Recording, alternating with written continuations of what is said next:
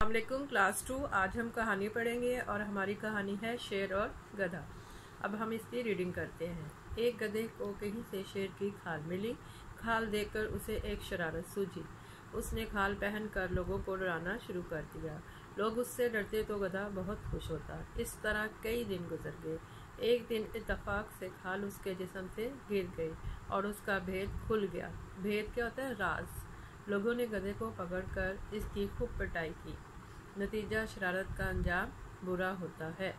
बेटा, इस स्टोरी से आपने क्या सबक सीखा कि जब भी कोई शरारत करे तो उसकी सज़ा ज़रूर मिलती है। शरारत का अंजाम हमेशा बुरा होता है, इसलिए हमें शरारत नहीं करनी चाहिए।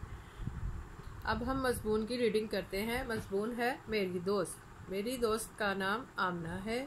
वो मेरी पड़ोसन है। पड़ोसन हमसाई। उसका ताल्लुक़ एक नेक घराने से है। उसके वालिद डॉक्टर हैं और उसकी वालदा एक स्कूल में पढ़ाती हैं। आमना बहुत ज़हीन तालिबा है। ज़हीन, इंटेलिजेंट, लाइक। वो हमेशा जमात में अव्वल आती है। आमना की आदत बहुत अच्छी हैं। आदत की जमा होती है। वो हमेशा सच बोलती है। वो हमेशा दूसरों की मदद करती है।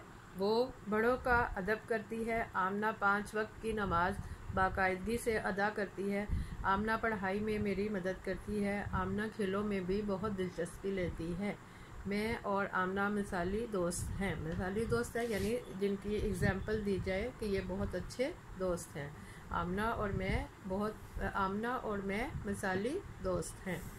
ओके, अल्लाह हाफिज़।